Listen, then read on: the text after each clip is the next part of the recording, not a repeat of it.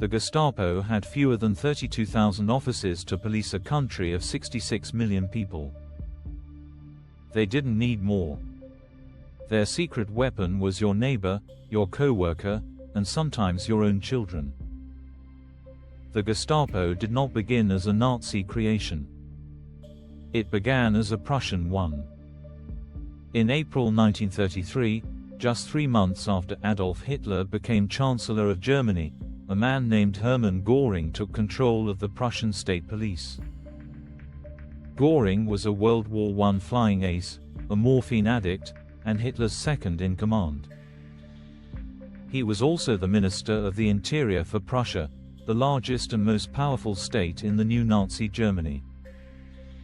Göring's first move was to create a new political police division within the existing Prussian police force. He called it the Geheime Staatspolizei, which translates to secret state police. German bureaucracy abbreviated it to Gestapo, and then to Gestapo.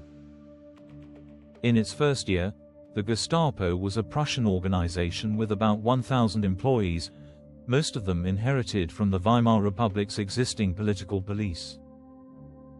Many were career detectives who had spent the 1920s investigating Nazis and communists alike. Now they worked for the Nazis. This is the part that surprises most people. The Gestapo was not built from scratch by ideological fanatics. It was built by professional cops who simply changed their target list. Then, in April 1934, Göring made a decision that he would regret for the rest of his life. He handed control of the Gestapo over to Heinrich Himmler. Heinrich Himmler was already the head of the SS, but in early 1934, the SS was still a relatively small organization without national policing authority. Himmler wanted that authority. He spent 18 months systematically taking control of every state police force in Germany, one state at a time. Prussia was the prize. When Göring handed him the Gestapo in April 1934, Himmler now controlled the political police of every German state. In June 1936, Hitler formalized this by appointing Himmler chief of German police, fusing the entire German police apparatus with the SS. This fusion is the single most important fact about the Gestapo. After 1936, the Gestapo was no longer a state agency answering to the German government. It was an SS agency answering to Himmler personally, who answered only to Hitler. It existed outside the legal system, outside the constitution, and outside any oversight from the German judiciary. The man Himmler chose to run the day-to-day operations of the Gestapo was Heinrich Himmler, the same man who ran the SS intelligence service. Heydrich was 30 years old, tall, blonde, and described by everyone who met him as cold, intelligent, and physically intimidating. Hitler privately called him the man with the iron heart. Even other senior Nazis were afraid of him. Under Heydrich, the Gestapo became something new in modern history. Not a police force in the traditional sense, but an instrument of preemptive terror. Its job was not to investigate crimes that had been committed. Its job was to identify and destroy enemies of the regime before they could act. To understand how the Gestapo operated, you have to understand the legal foundation that allowed it to operate. Most viewers assume the Gestapo simply broke the law. The truth is worse. The Gestapo was the law. In February 1933, 4 weeks after Hitler became Chancellor, the Reichstag fire gave the Nazis the pretext they needed to suspend German civil liberties. Hitler convinced President Hindenburg to sign the Reichstag fire decree, which suspended freedom of speech, freedom of assembly, freedom of the press, and protection from arbitrary arrest. This decree was supposed to be temporary. It was never repealed. For the entire 12 years of the Third Reich, every German citizen lived under suspended civil rights. In February 1936, the Nazi-controlled Reichstag passed the Gestapo law. This law made the Gestapo answerable to no court. Article 7 stated that Gestapo orders and decisions were not subject to judicial review by any German court. In practical terms, this meant the Gestapo could arrest anyone, hold him indefinitely, send him to a concentration camp, and no judge in Germany had the authority to release them. This power was called Schutzhaft, or protective custody. On paper, it was supposed to protect prisoners from public anger. In practice, it was the legal mechanism by which the Gestapo disappeared people. A Gestapo officer could sign a Schutzhaft order, and the person named on it could be removed from German society for the rest of their life with no trial, no appeal, and no notification to their family. By 1939, the Gestapo had used Schutzhaft to send approximately 27,000 Germans to concentration camps. By the end of the war, the number was in the millions. This is the part that historians have spent the last 4 decades rewriting. For most of the post-war period, the Gestapo was depicted in Western popular culture as an enormous, all-seeing surveillance state. Films and novels showed Gestapo offices everywhere, watching every street corner, listening to every phone call. The reality, uncovered when historians gained access to surviving Gestapo case files in the 1980s and 1990s, was very different. The Gestapo was small. Throughout most of the Nazi period, it had fewer than 32,000 employees nationwide. In a country of 66 million people, that works out to 1 Gestapo officer per 2,000 citizens. In some cities the ratio was even thinner. Düsseldorf, a city of 500,000 people, had a Gestapo office of 126 men. Frankfurt had 41. The entire region of Lower Franconia, with a population of about 1 million, was policed by 28 Gestapo officers. These numbers do not describe a totalitarian surveillance state.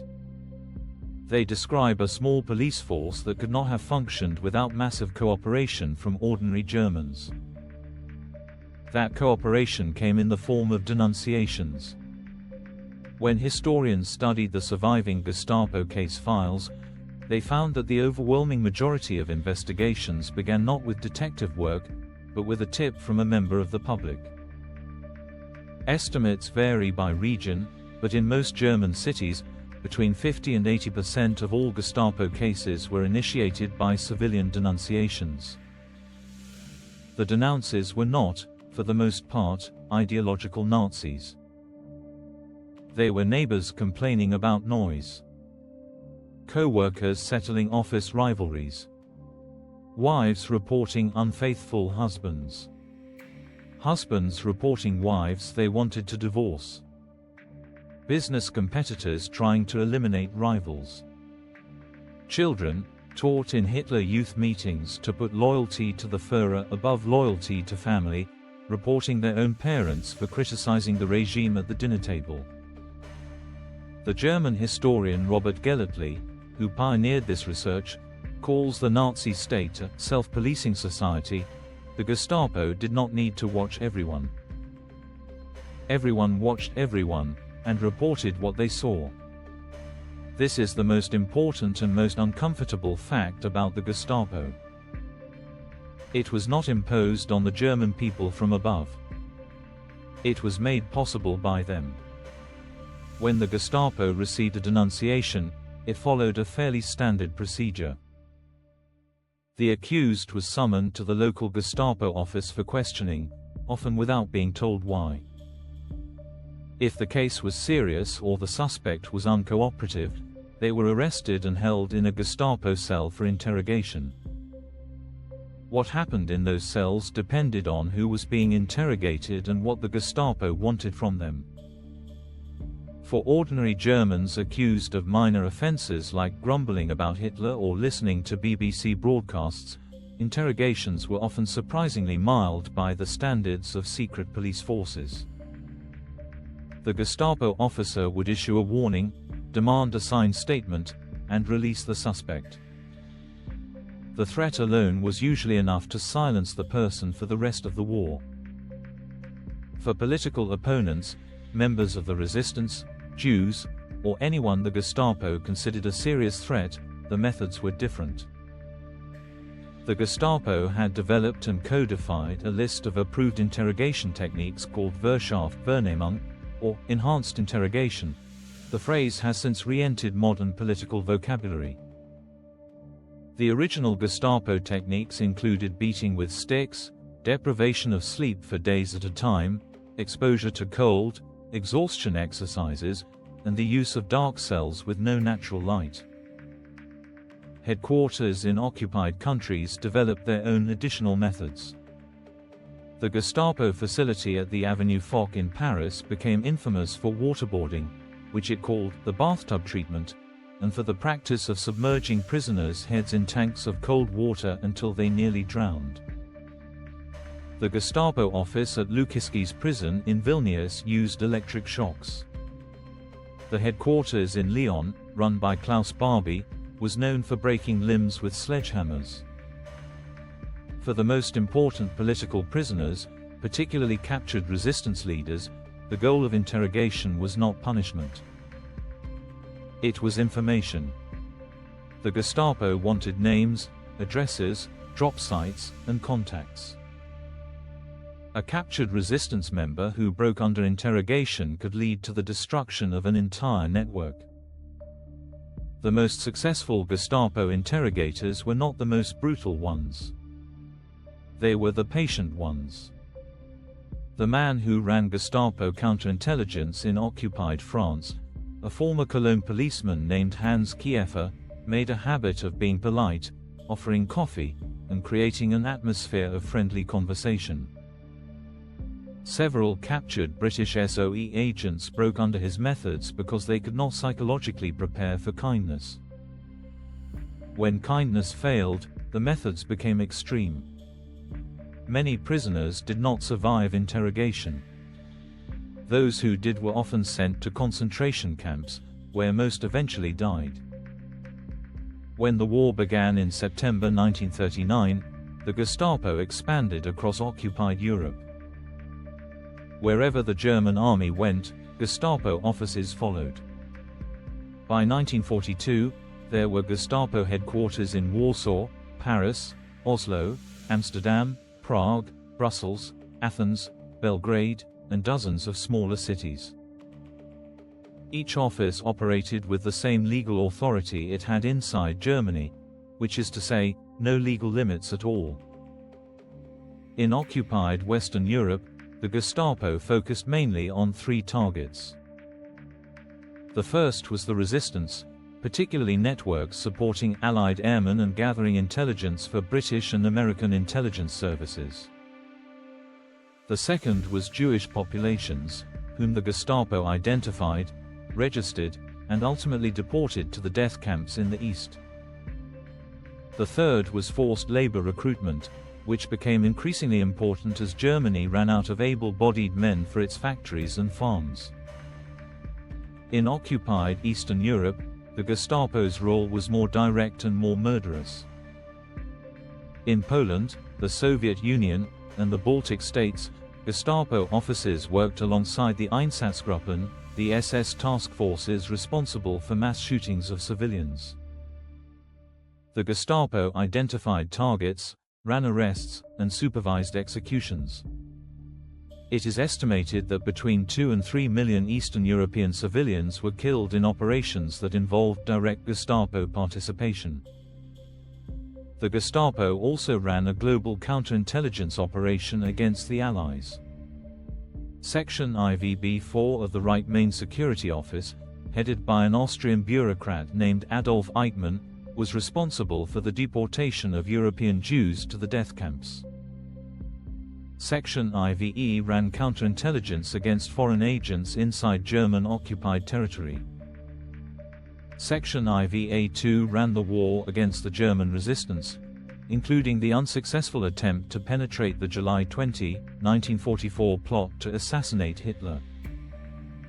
By 1944, the Gestapo employed approximately 31,000 officers across the entire Reich and occupied Europe, plus tens of thousands of paid informants and a much larger network of unpaid civilian denouncers.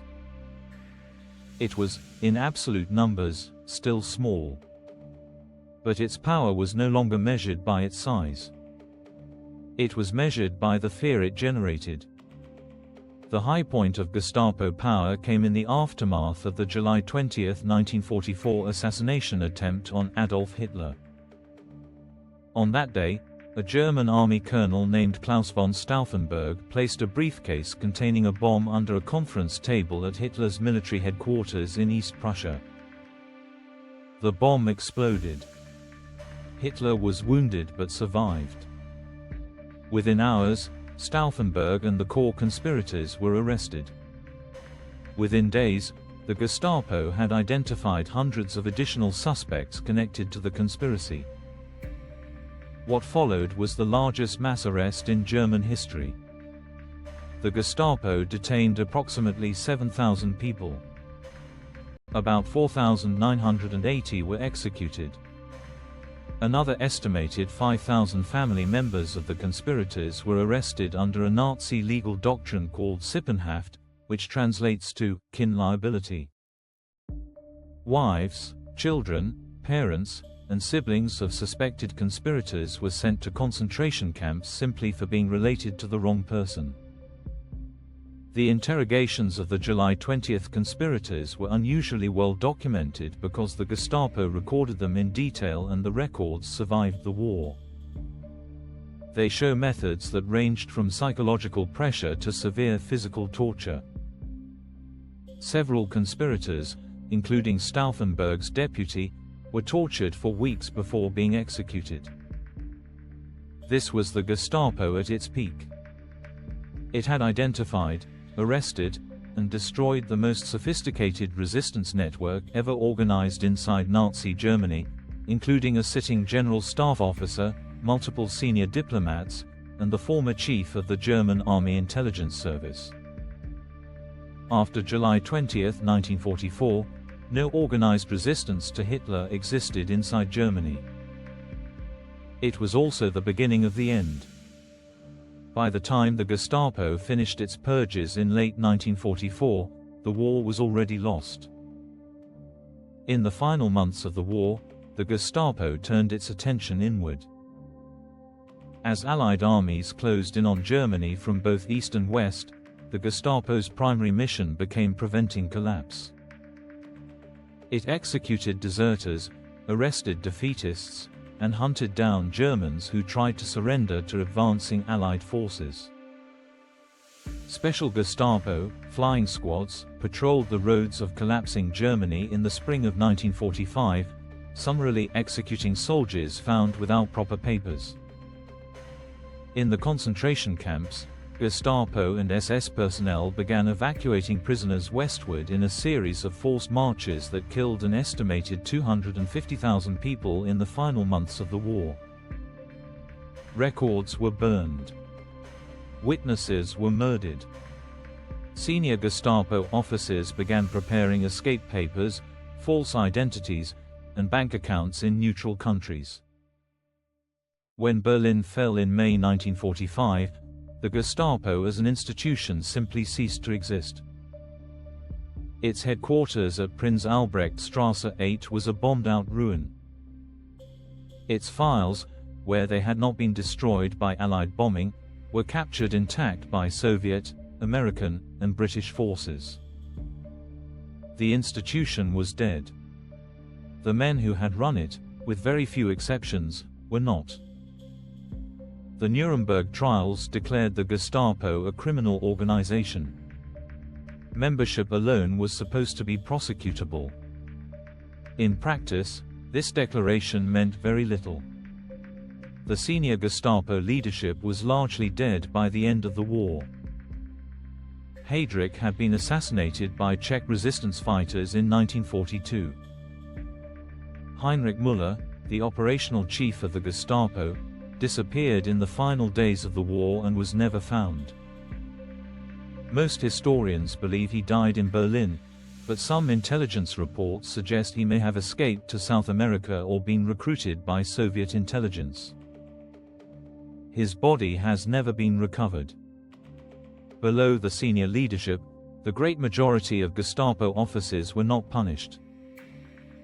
Some were prosecuted in West Germany in the 1950s and 1960s, but West Germany's post-war amnesty laws and the practical difficulty of proving individual atrocities meant that most former Gestapo men received short sentences or none at all.